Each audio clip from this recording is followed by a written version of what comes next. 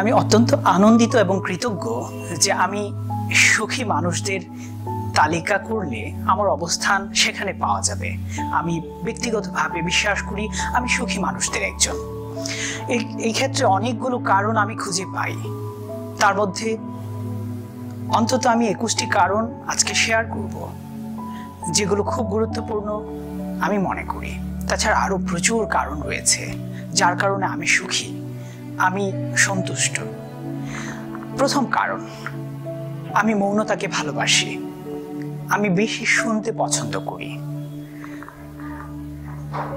দ্বিতীয় কারণ, আমি বই পড়তে পছন্দ করি এবং আমার জীবনের অনেক সময় আমি লাইব্রেরিগুলোতে যেয়ে বই পড়েছি, প্রচুর বই, সমাজ, দর্শন, রাষ্ট্রনীতি, আরো যত বিষয় আছে সবগুলোতে আমি পড়াশোনা করেছি।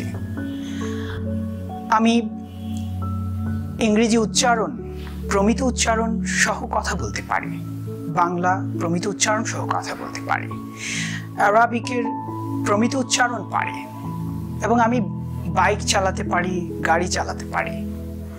এবং আমার পড়াশোনা ঢাকা বিশ্ববিদ্যালয় থেকে আমি আমার প্রথাগত পড়াশোনা শেষ করেছি। এবং সবচেয়ে আনন্দিত আমি এ কারণে যে আমি আমার জীবনের লক্ষ্যকে ঠিক করতে পেরেছি এবং সেই লক্ষ্যের উপরে আমি কাজ করে চলছি নিরন্তর। এবং আমি আমার ফোকাসকে, আমার লক্ষ্য থেকে আমি কখনো সরে যাই না। প্রতিদিন কিছু না কিছু আমার লক্ষ্যের বাস্তবায়নের জন্য আমি করে যাই। আমি কাজ করতে পছন্দ করি, টানা কাজ। আমি যখন কাজে বসি আমার কাজ কখনো আমার কাছে ক্লান্তিকর মনে হয় না, বোরিং মনে হয় না। আমার ভালো লাগে কাজ করতে। আমি চমৎকারভাবে আমার সময়গুলোকে ব্যবস্থাপনা করতে পারি। কিভাবে আমার সময়কে সুন্দরভাবে ম্যানেজ করতে হবে সেটা আমি জানি।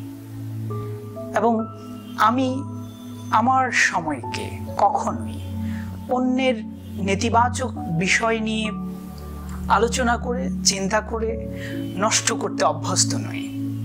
আমি ব্যক্তিগতভাবে ঘৃণা করি যে অন্যের নেতিবাচক বিষয়গুলো নিয়ে আলোচনা করতে।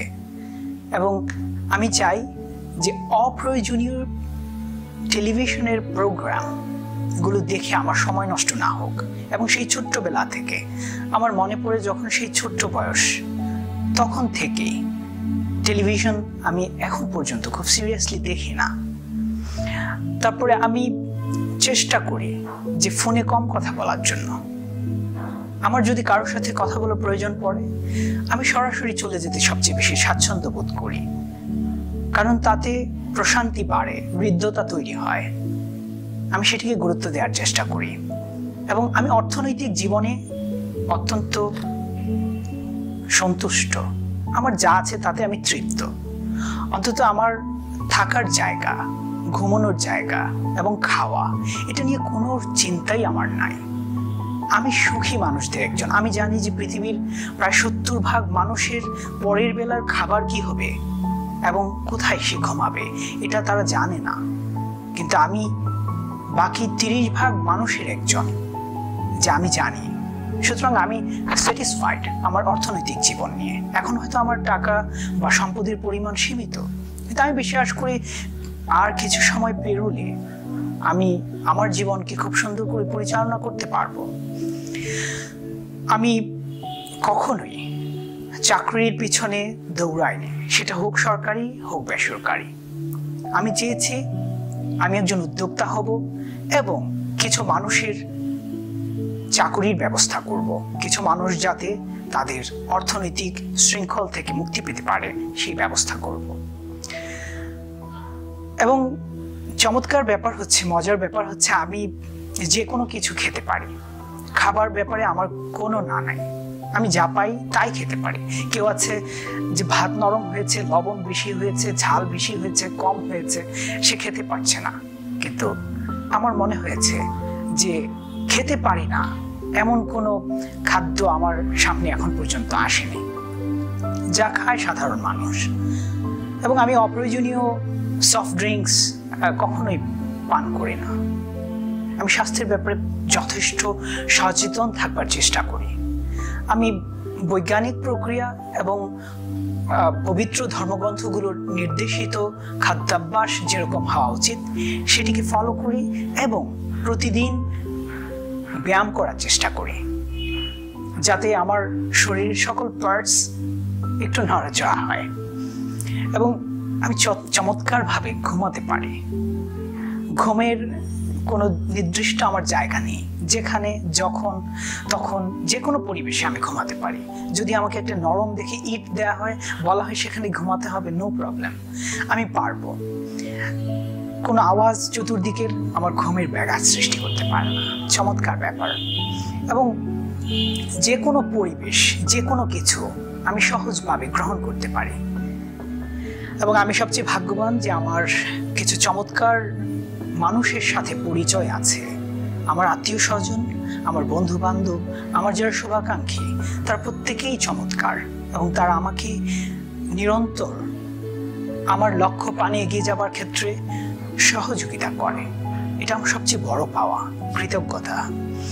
আমি কৃতজ্ঞতা প্রকাশ করতে চাই প্রথমেই এই মহাবিশ্বের যিনি প্রতিপালক তার কাছে। আমার এই ছোট্ট জীবনে যত প্রাপ্তি, যত অর্জন, সবকিছু আসলে শুধুমাত্র তার দান।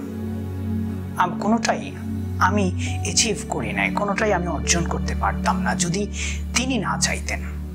আমি কৃতজ্ঞ তার কাছে এবং কৃতজ্ঞ আমার আশেপাশের সকল মানুষের কাছে যারা আমাকে নিরন্তর সহযোগিতা করে চলছেন। এবং আমি বিশ্বাস করি আমার এই কৃতজ্ঞতা বোধ শুধুমাত্র আমার মৌখিক, আমার ঠোঁট থেকে আসেনি। আমি বিশ্বাস করি আমার সমগ্র সত্তা থেকে এই কৃতজ্ঞতা বোধ এসছে।